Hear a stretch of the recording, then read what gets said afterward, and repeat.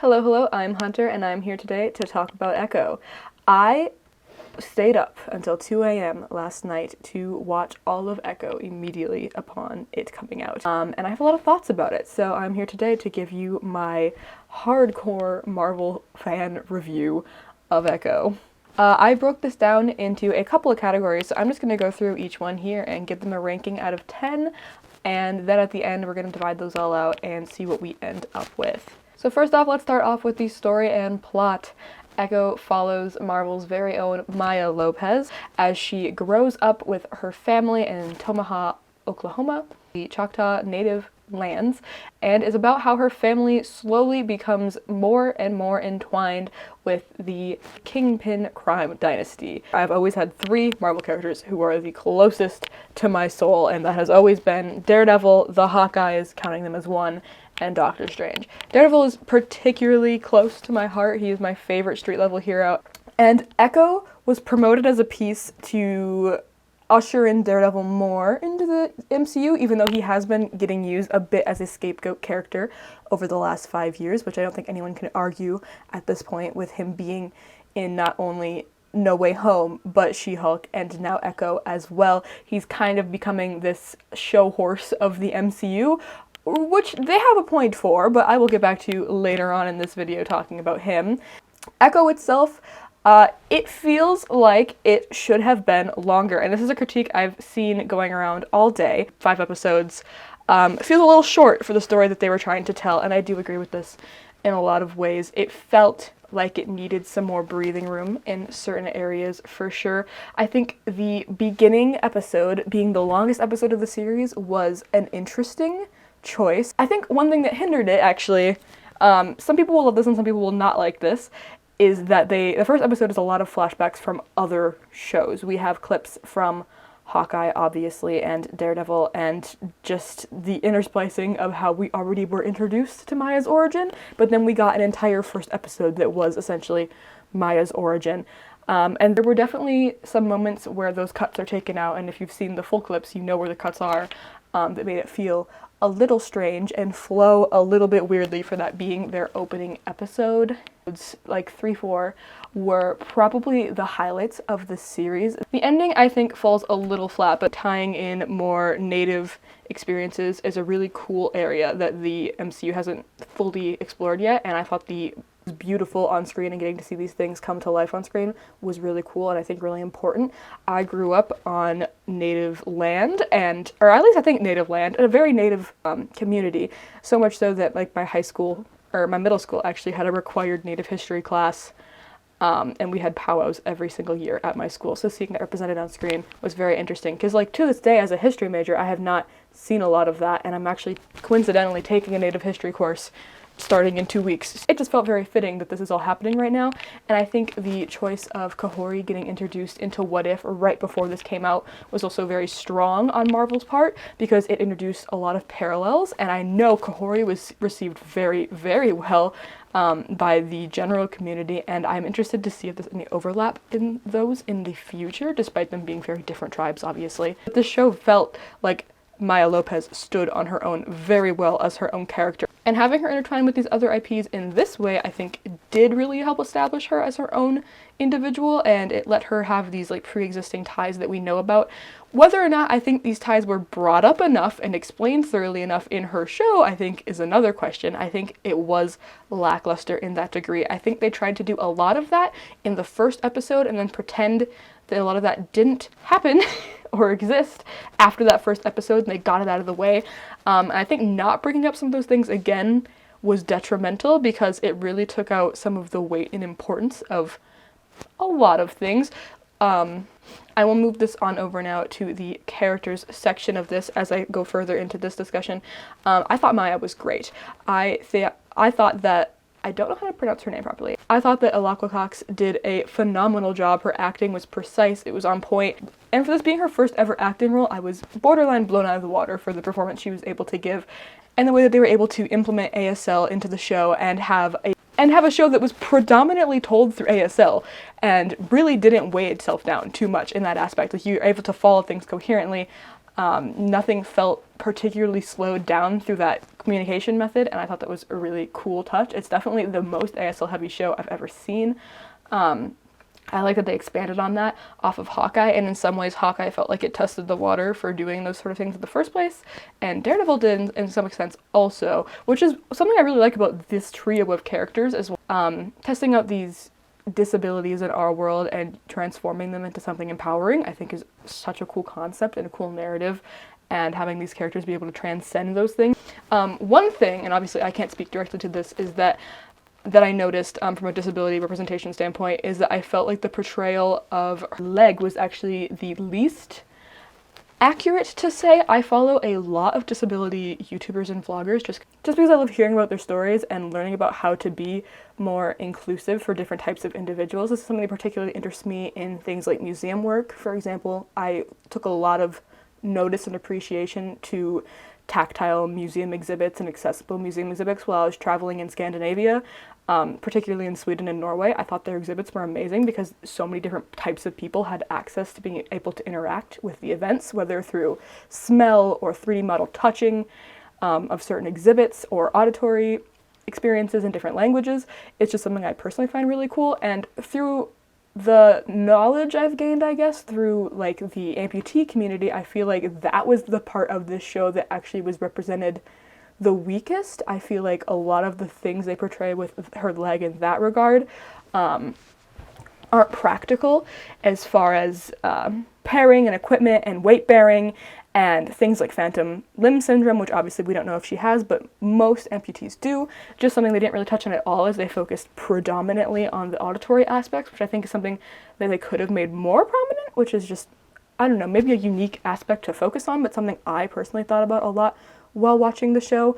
As far as other characters, I thought Biscuits was obviously the runaway character, but he did very good at playing that aloof, kind of a little daft character, but very lovable and all around funny as well.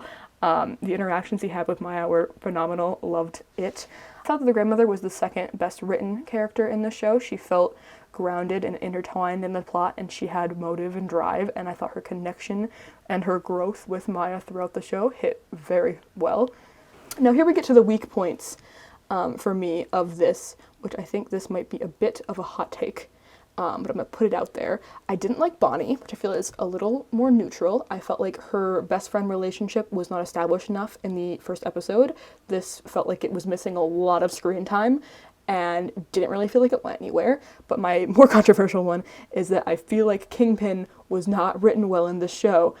His relationship ties in itself with Maya, I think, are good. Obviously, Vincent is a phenomenal actor. He knows that character well, and he makes it clear in all of his interviews and online presence that he advocates for Kingpin quite deeply.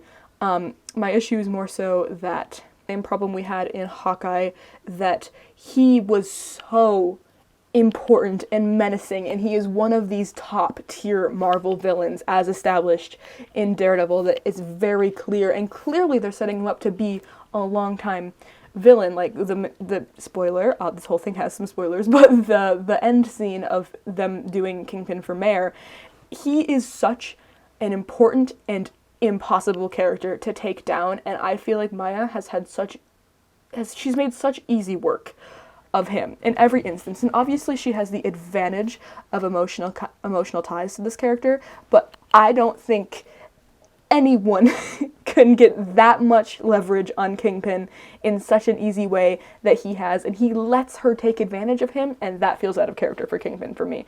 I mean, anyone who watched all 3 seasons of Daredevil, which, by the way, I rewatched season 3 and I rewatched Hawkeye before going into this film literally about 4 days ago. I binged it all in 2 days. And I don't see it. I feel like we had, 39 hours of time with Kingpin before Hawkeye, before Echo. He was a very built and established character up until that point. And he feels like he's only been weakened since joining the MCU. Look, I thought the show was visually brilliant. I thought the color grading, particularly in the show, was stellar. It looked visually very appealing. It had a great tone. They clearly took inspiration from native earth tones and colors that you often find like in powwows and tribal culture, which I thought was very cool. It was also neat getting to see a new area portrayed within the MCU, because obviously we get so much in New York, and getting to see Oklahoma, and obviously I am not from that region. I'm a couple more states north than that, but even seeing that, just like small rural towns, I think is great. Getting to see that more portrayed. I love it. I hope we get more of it. I want to see more small town heroes. Visually interesting, and it draws the eye in more after watching, in my case, over 10,000 hours of Marvel in my lifetime. Easily, by the way, which is oof. I thought the flashback scenes to the other time periods were unique. Okay, now lastly we're going to talk about the section of this video I'm actually the most interested in discussing, and that is what I'm going to just be calling the wider MCU Implications section. Oh yes, this nice long title right here. This is where I bring up my few rising issues with the show, and this is what knocks it down a few points. Overall, I think the show is quite fantastic and one of the better properties Marvel's released this year, but we're gonna explain why now. I think the Kahori implications with the native character introduced in What If are very interesting. I think that they're very similar, which leads me to believe they are connected in some way. However, this does lead me to question why they are putting two completely separate tribes from separate areas in such similar boxes. I'm hoping this is covered in a logical way that respects the cultures, obviously. I had to get a new battery and upload my SD card real quick.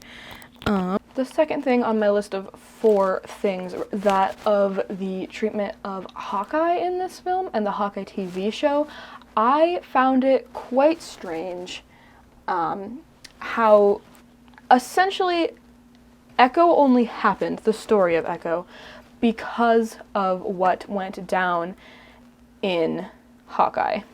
And I don't want anyone to think what I'm about to say in this point and the next point is me taking away from the fact that Echo is very much its own show. It's a show about Echo. It was supposed to be a show about Echo. It is a show about Echo, and that is completely fine.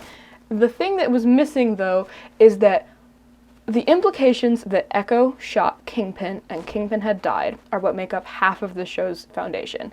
And we get a 10-second reused clip from the Hawkeye show of Ronan and Maya having their talk, where Ronan tells her that Kingpin is the one who orchestrated her father's death, and that is all we get. It is never mentioned again by a single character. It's never brought up again. It's not brought up by Kingpin. It's just gone. That connection is just thrown out the window, besides a flashback scene within the first 20 minutes that is already established and used somewhere else. I don't know, that irked me a little bit, just because it felt like this wider connection that Marvel is so good with being such a massive universe. It felt like a very easy one-off line in a couple places that could have just made it make more sense. And this ties into the biggest point, the thumbnail event of the whole thing, which was Daredevil. This show was promoted as one of the comebacks for Daredevil. In the comics, Echo is seen as a love interest, sidekick, villain, hero-y thing alongside Daredevil. And because of the way this show was promoted, I, along with many other people, were very excited to see what happened there, and I was fully expecting him to be in 2 or 3 small scenes. They ended up using Daredevil, I feel like, and it was a fantastic fight. From a story perspective, though, I feel like it did more harm than good to both Matt and Echo's character. Matt came in as a one and done for 1 episode, and what a lot of people have been saying has been a 5 to 10 minute scene. I rewatched it before making this video. It's really a 2.5 minute scene where Matt actually appears, and the fight is beautiful, the choreography is great. That scene specifically feels so much like it was taken out of the Daredevil show, and it was shot in that similar style, and that, of course, was amazing. But the issue is that Daredevil did not need to be in the show for everything else to happen the exact same way. The only thing we benefit of the entire show is Kingpin's one singular line of telling Maya that not many people could stand up to Daredevil that way. And that's really it. First place. If anything, I feel like he brought eyes to the show, which I guess in that way, as a writer and director, I understand it from that standpoint. But also it's like, then why didn't you put Daredevil in the promo images and the trailer for She-Hulk? But you did put it in Echo. I don't know. Just a thing that I needed to point out. In that same regard, and my biggest issue with the whole MCU right now, the blip and the timelines and how they interact with each other. Because what the hell is happening with any of the street level heroes, even the ones in the MCU like Spider-Man, but most notably the Netflix heroes? Phenomenally, Marvel has confirmed that the Netflix shows are now canonized, which is amazing, through Disney Plus. They have now been added to the official Disney Plus timeline order. Echo itself is slid in right after Wakanda Forever and right before She-Hulk in the timeline.